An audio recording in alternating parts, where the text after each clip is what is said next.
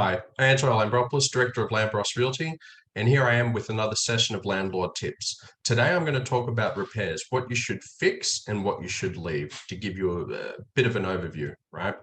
So I guess the concept is this. The idea is you want to fix a problem before it becomes a major problem, okay? So to give an example, let's say, for instance, you've got an investment property, there's a pergola at the back, and you've got overhead, hanging branches, okay? So the hanging branches, you're advised by your managing agent that it's best to get them pruned and hedged to prevent further damage. And as a landlord, you say, look, you don't want to spend that money, right? Now, next routine inspection comes along where you get a call from the tenant saying our pergola, the structure's broken as a result of the trees. So then you're going to have to come back, fix the pergola, fix the trees, and you've created another unnecessary cost, right? So the idea is to spend a little and fix it. And the thing you got to remember is it is your property at the end of the day, right? So, and it's always sound, very good investment advice, because obviously this is a long-term thing, and say down the track circumstances change and you want to sell for whatever reason,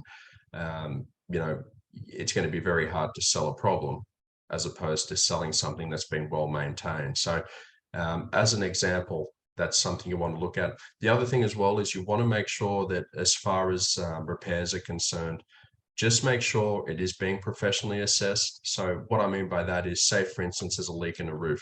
You've got a handyman that comes out and says, yep, it's your gutters.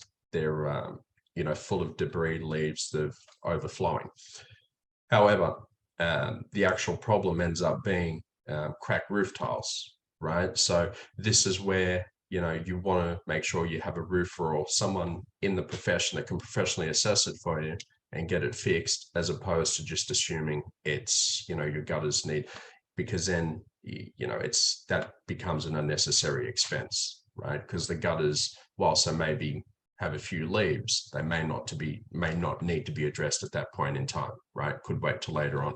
So, I guess, and just the other thing, as far as repairs are concerned, inevitably it does help justify rental increases in the future as well, because it'll show the tenants that, they're in a property that's being well cared for, they've got landlords that care, and when the rental increase comes, it's easily justifiable, right? So, and the thing you got to remember is you always will get your money back in the long run, because as an investment property, broadly speaking, of course, when property markets rise, you've made money on that investment too. So yeah, things to fix or leave, again, it becomes very technical, but that's just to give you a brief overview. If you want to discuss it in further detail, give me a call. Angelo Lambropoulos, Director of Lambros Realty. Happy to discuss this and help with any, investment questions, or if you've got any investment properties you need managed, give us a call. But yeah, happy to discuss this in further detail. It is quite a lengthy topic,